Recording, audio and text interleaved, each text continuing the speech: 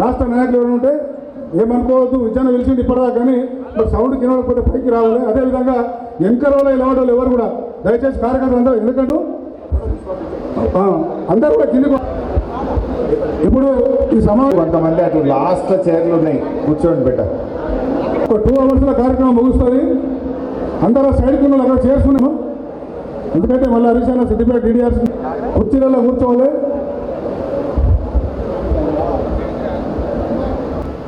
సభకు నమస్కారం. ఈ 1991లో దాదాపు 16,000 సభ్యత్వం మరి సంగారెడ్డి నియోజకవర్గంలో జరిగింది. ప్రస్తుతం ఇంత తారీఖు ఆన్లైన్లోనే మరి సభ్యత్వం చేసుకోవాలనేది మరి రాష్ట్ర కమిటీ మరి ఆ యాప్ తయారవుతుంది. అది త్వరలోనే ఈ వారం 10 రోజులలో యాప్ రెడీ అవుతుంది. అది అయిన తర్వాత మరి దాదాపు ఇక్కడ మీరు 282 బూతులు ఉంటున్నాయి ఇక్కడ.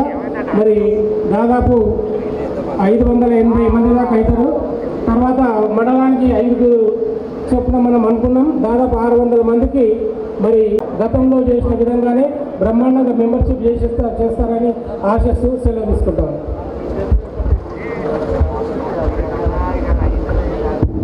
థ్యాంక్ యూ బాలమలన్న. మరి వేదిక మీద చాలా మంది పెద్దలు ఉన్నారు. ఎవరేమనుకోకపోతే కొంచెం లిమిటెడ్గా మాట్లాడి మరి తెలంగాణ ఆశా జ్యోతి అన్న సునీత లక్ష్మారెడ్డి గారు, మాణిక్రావు గారు, అదేవిధంగా ఇంకా బాలమల్లన్న గారు ఇన్ఛార్జ్, అదేవిధంగా రాష్ట్ర జనరల్ సెక్రటరీ గారు, వేదికపై ఉన్నటువంటి దయచేసి ఎవరు కూడా ఏమనుకోవద్దు, మాజీ శాసనసభ్యులు, అదేవిధంగా కార్పొరేషన్ చైర్మన్లు, మరి ఇక్కడ మహిళా మతాలు కూడా చాలా మంది ఎంపీపీలు, జడ్పీటీసీలు వాళ్ళందరూ ఉన్నారు. వెనుక కూడా కౌన్సిలర్స్, అదేవిధంగా మరి మన సీనియర్ నాయకులు, पार्टी नायकों हर तरीके के लीडर हमारे हरीश राव साहब ही है। हमारे हर मुश्किलात, हमारे हर प्रॉब्लम को आने के वक्त में जो फिर से केसीआर साहब को बहैसियत चीफ मिनिस्टर देखेंगे इंशाल्लाह। जय हिंद, जय तेलंगाना। शुक्रिया हकीम साहब.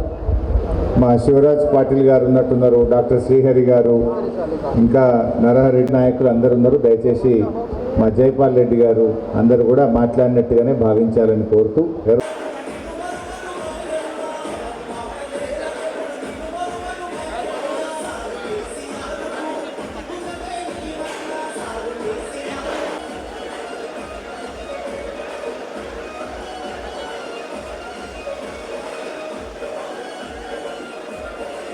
కేసీఆర్ గారి ఆశీస్సులతో SDFలో డబ్బులు ఇప్పించినాం. కాంగ్రెస్ వచ్చినాక కొత్తగా వచ్చింది ఏం లేదు. కేసీఆర్ గారు ఇచ్చిన SDF డబ్బులన్నీ వాపసు పోయినటువంటి పరిస్థితి.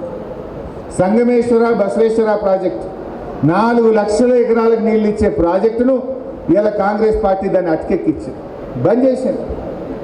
ఇలా మన నారాయణ ఖేడ్, మన ఆందోళ్, మన జహీరాబాద్, మన సంగారెడ్డి, మన పటాన్చెరు 5 నియోజకవర్గాలను సస్యశ్యామలం చేసేటువంటి బసవేశ్వర సంగమేశ్వరను ఆనాడు కేసీఆర్ గారు రూపొందిస్తే ఇవాళ కాంగ్రెస్ పార్టీ దాన్ని పక్కకు పెట్టి ఈ సంగారెడ్డి జిల్లాకు తీవ్రమైన అన్యాయం చేస్తూ ఉంది.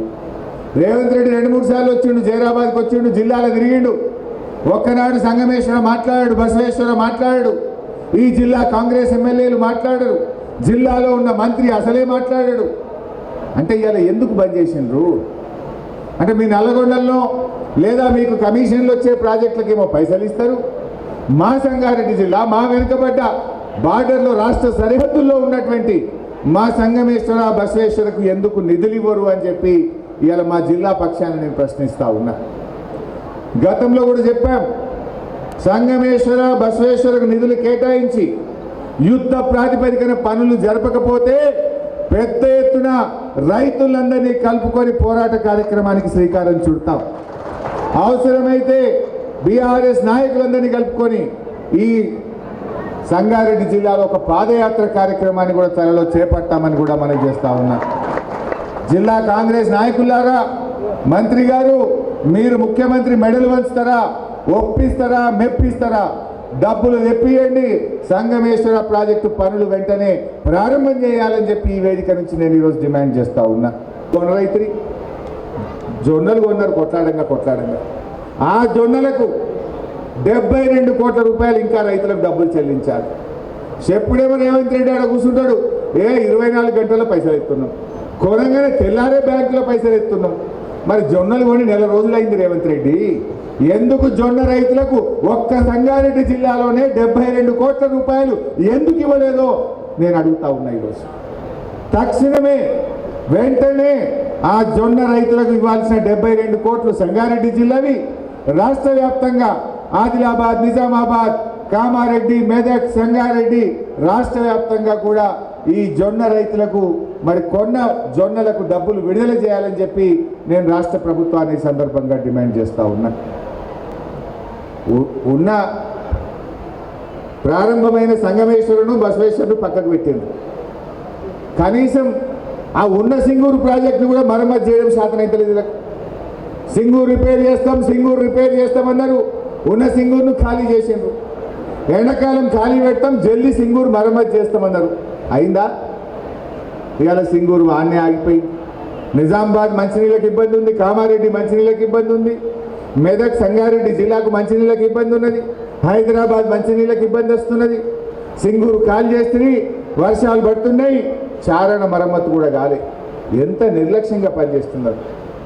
ఇలా ఎంత ముఖ్యమైన ప్రాజెక్టు సింగూరు, సాగునీరు, త్రాగునీరు, పరిశ్రమలకు నీళ్లు ఇచ్చే గా సింగూరును కూడా మరమ్మతు చేసే సోయి మీకు లేకపాయే, పట్టింపు మీకు లేకపాయే. గిన్ని రోజులైనా ఈ రోజు వరకు ఇలా సింగూరు ప్రాజెక్టు కనీసం మరమ్మతు కూడా నోచుకోనటువంటి పరిస్థితి ఉన్నది. అదేవిధంగా ఆనాడు కాంగ్రెస్ పార్టీ మేనిఫెస్టోలో దళితులకు, గిరిజనుల భూములకు పట్టాలు ఇస్తామన్నారు. ఎస్సీ ఎస్టీలకు, అసైన్డ్ భూములకు, బీసీల భూములకు పట్టాలు ఇస్తామన్న కాంగ్రెస్ ఇవాళ వాళ్ళ భూములన్నీ గుంజుకుంటున్నారు. ఒక సంగారెడ్డి నియోజకవర్గంలో 700 ఎకరాల అసైన్డ్ భూమిని ఇవాళ ఎస్సీ ఎస్టీల దగ్గర లాక్కుంటా ఉన్నారు. రాష్ట్ర వ్యాప్తంగా రేవంత్ రెడ్డి గారు ఈ 2.5 సంవత్సరాల్లో 50,000 ఎకరాల ఎస్సీ ఎస్టీ భూములు లాక్కున్నారు. చెప్పిందేమో పట్టాలు ఇస్తామని, చేసిందేమో ఉన్న భూములు గుంజుకుంటా ఉన్నారు. 50,000 ఎకరాలు లాక్కున్నారు. నువ్వు పట్టా భూములతో సమానంగా డబ్బులు ఇస్తున్నావా? మార్కెట్లో ఇదే సంగారెడ్డిలో 3 కోట్లకి ఎకరం ఉన్నది, వాళ్ళకి 70 లక్షలు ఇస్తాం, 40 ఇస్తాం, 50 ఇస్తామని గుంజుకుంటున్నారు. అక్కడ జూపల్లి కృష్ణారావు మళ్ళీ ప్రెస్ మీట్ పెట్టండి. ఒక 2 నిమిషాలు రాజకీయం మాట్లాడి మన కథలకు వస్తాయి. ఇక నేను మాట్లాడాలనుకున్నా, అసలు ఇవాళంతా ఎస్ఐఆర్నే మాట్లాడదామని వచ్చిన, కానీ ఆడ డ్యామేజ్ కంట్రోల్ నిన్నంతా ఆగమైపోయారు కదా కాంగ్రెస్ వాళ్ళు. గోల్ కొట్టమనుకుంటే సెల్ఫ్ గోల్ అయిపోయింది నిన్న. ఇంకా ఏం చేయాలో అర్థం కాక డ్యామేజ్ కంట్రోల్ స్టార్ట్ చేసిండ్రు. అది కూడా ఏమైందంటే పప్పుల కాలేసారు మళ్ళా. ఇప్పుడు మళ్ళొక్కసారి అలా బట్టలిప్పే పని పెడతాయి. ఇక అది మా సంగారెడ్డి జర్నలిస్టుల సాక్షిగా, రాష్ట్ర ప్రజల సాక్షిగా, మా సంగారెడ్డి బీఆర్ఎస్ కుటుంబ సభ్యుల సాక్షిగా వాళ్ళ కథ ఏందో, వాళ్ళ మాటలేందో, వాళ్ళ లెక్క ఏందో ఒక్కసారి చెప్పుదామని అనుకుంటున్నా. సరే, నిన్న ఏమైందో మీరు అందరు చూసినారు. 2 భాగాలు, కానీ ఇది ఒకటి. ఇలా జూపల్లి మళ్ళీ మాట్లాడడానికి ఆయన సంగతే చెప్తా. నిన్న జూపల్లి కృష్ణారావు గారు మన కేటీఆర్ గారు మాట్లాడితే 11 గంటలకు తెలంగాణ భవన్ వస్తున్నా, చూసుకుందాం, నేను చెప్పింది తప్పైతే అక్కడే రాజీనామా చేసిపోతా అని డైలాగ్ కొట్టిండా. నేను వాస్తవానికి సిద్దిపేటలో ప్రోగ్రాం ఉండే నాకు. సరే, కేటీఆర్ గారు ఫోన్ చేసి జూపల్లి వస్తుంది కదా, మీరు కూడా రండి, మీరు ఆర్థిక మంత్రి, మీరైతే బరాబర్ ఉంటుంది రండి అంటే నేను బయలుదేరి ప్రోగ్రాంలన్నీ క్యాన్సిల్ చేసుకొని హైదరాబాద్ పోయింది. జూపల్లి 11 బజే వస్తాడు కదా, నేను 10 బజేకి పోయి కూర్చున్నా. ఇక వస్తాడేమో మంచిగా శాలువా కప్పి బోకే ఇచ్చి మంచిగా మాట్లాడదామని కూర్చున్నాం.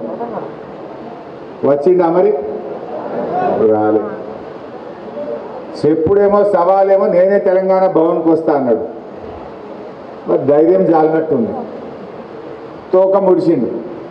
నేను భవన్కి రాను, అసెంబ్లీ ముంగట అమరవీరుల స్తూపం కాడు ఉంటే గీడికే రాండ్రి అన్నాడు.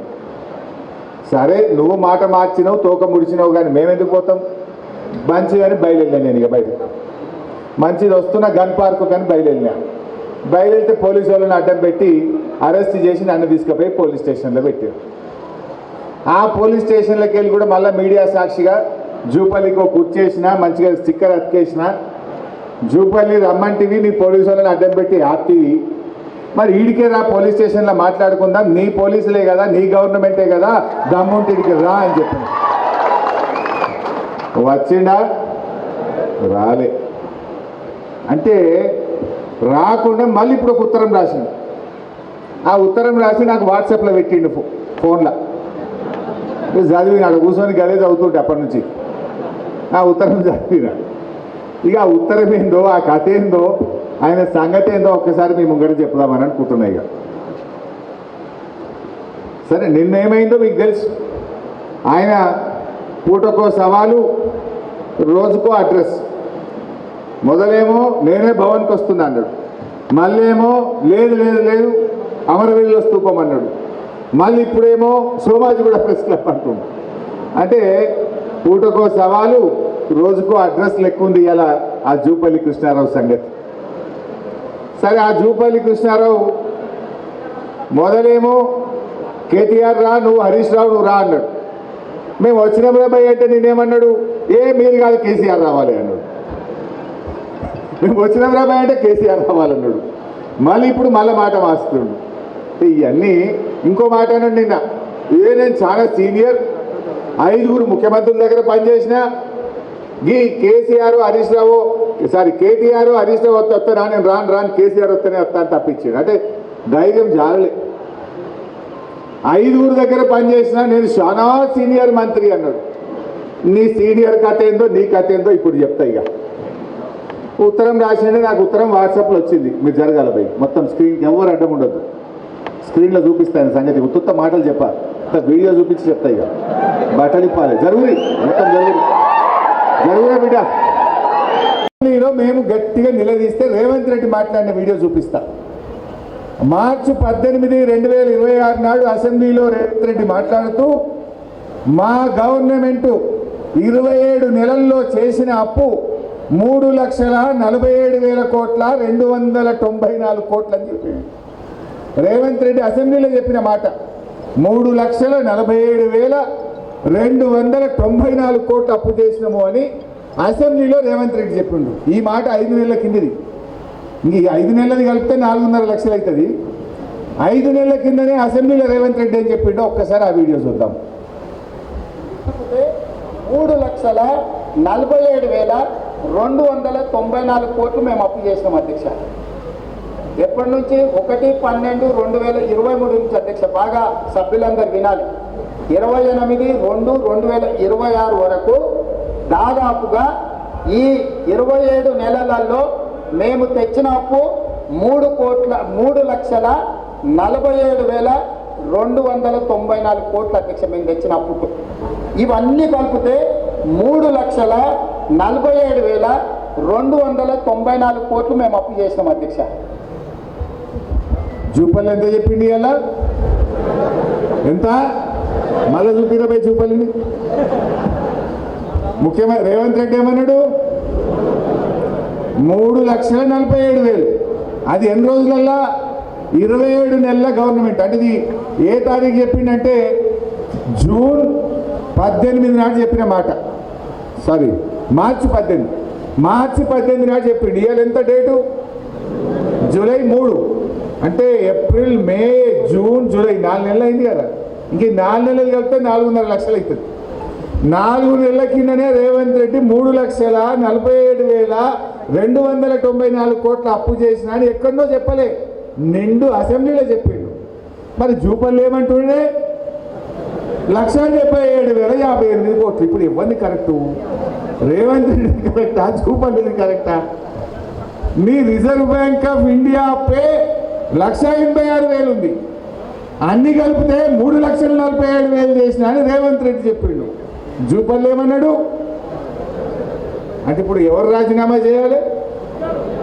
ఎవరు చేయాలి రాజీనామా? పాలమూరు బిడ్డలైతే, పౌరుషం ఉంటే, సీము నెత్తురుంటే తక్షణమే రాజీనామా చేయి మిస్టర్ జూపల్లి.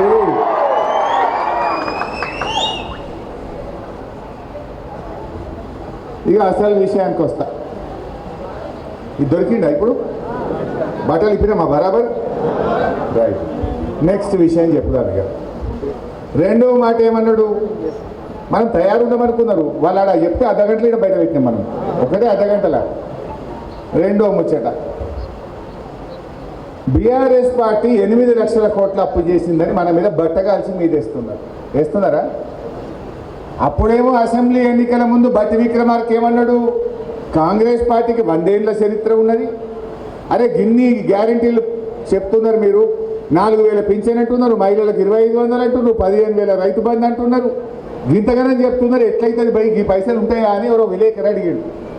అడిగితే బట్టి గారు ఏమన్నాడు, అరే మాది 100 ఏళ్ల చరిత్ర కాంగ్రెస్ పార్టీని, పైసలు ఎట్లా సంపాదించాలో మాకు తెలుసు, ప్రజలకు ఎట్లా ఇవ్వాలో మాకు తెలుసు అని డైలాగ్ కొట్టినప్పుడు. ఇప్పుడేమంటారు, చెయ్యశాతగాక నడపశాతగాక అబద్ధాలు చెప్పి 8 లక్షల కోట్ల అప్పని తప్పించుకునే ప్రయత్నం చేస్తున్నారు. నేను గీడ మాట్లాడు బీఆర్ఎస్ కార్యకర్తల మధ్య మాట్లాడు కాదు, నిండు అసెంబ్లీలో మిస్టర్ జూపల్లి నువ్వు కాదు, నీ ఆర్థిక మంత్రిని నీ ముఖ్యమంత్రిని కూర్చోబెట్టి అసెంబ్లీ సాక్షిగా మిమ్మల్ని కడిగి పారేసిన. నువ్వేందో చర్చ అంటున్నావు, గీడేది చర్చ? అసెంబ్లీలో మాట్లాడినా. నిన్ను నీ ముఖ్యమంత్రిని నీ ఉప ముఖ్యమంత్రిని ఆర్థిక మంత్రిని మొత్తం నీ క్యాబినెట్ను నీ కాంగ్రెస్ పార్టీ ఎమ్మెల్యేలను కూర్చోబెట్టి నిండు అసెంబ్లీలోనే బీఆర్ఎస్ పార్టీ ఎఫ్ఆర్బిఎం కింద కార్పొరేషన్ల కింద అన్ని రకాలుగా రాష్ట్ర ప్రభుత్వం కట్టాల్సిన అప్పు అంత కలిపి 4,17,000 కోట్లు మాత్రమే. తప్పైతే ఇక్కడే చెప్పండి, మాట్లాడదాం, నేను రెడీ అని లెక్కలన్నీ కూడా పూసపుచ్చినట్టు అసెంబ్లీలో చెప్పారు. అసెంబ్లీలో చెప్తే ఒక్క లెవలే తలకాయలు కిందికేసుకున్నారు. అరే ఇప్పటికన్నా 7 లక్షలు 8 లక్షలని అడ్డగోలు కూతలు బంద్ చేయండి. నేను అసెంబ్లీలో మిమ్మల్ని కూర్చోబెట్టి ఇక్కడనే లెక్క చెప్తున్నా. కార్పొరేషన్ అప్పులు, ప్రభుత్వం తెచ్చిన అప్పులు, రాష్ట్ర ప్రభుత్వం కట్టాల్సినవి అన్ని కలిపి 4,17 అని నిండు అసెంబ్లీలో చెప్పిన. ఒకవేళ నా లెక్క తప్పైతే మీదే గవర్నమెంట్, మీకు అధికారులు ఉన్నారు, వాడు ముఖ్యమంత్రి ఉన్నాడు, ఆర్థిక మంత్రి ఉన్నాడు, మేము ప్రతిపక్షంలో ఉన్నాం అని అసెంబ్లీలో లేచి బల్ల గుద్ది చెప్తే ఒక్కడు మాట్లాడలే. ఒక్కసారి గా వీడియో చూద్దాం.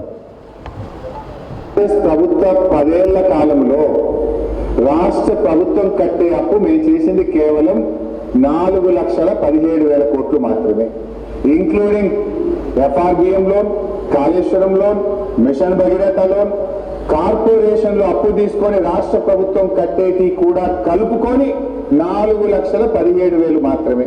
దీని మీద ఎప్పుడు ఎక్కడ ఏ టీవీ డిబేట్కైనా, ఎక్కడ బహిరంగ చర్చకైనా, ప్రజల మధ్యనైనా, శాసనసభలోనైనా ఐఎమ్ రెడీ ఫర్ డిస్కషన్ అధ్యక్ష.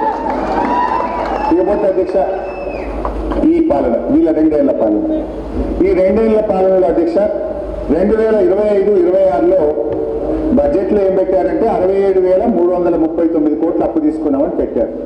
అది యాజ్ ఆన్ February 28 పెట్టినారు. బట్ యాజ్ ఆన్ టుడే ఈ రోజుకు 88,840 కోట్లు ఈ ఆర్థిక సంవత్సరంలో ఈ కాంగ్రెస్ ప్రభుత్వం అప్పు చేసింది అధ్యక్ష. అదేవిధంగా అధ్యక్ష, మీ లెక్కల ప్రకారం ఈ ఆర్థిక సంవత్సరం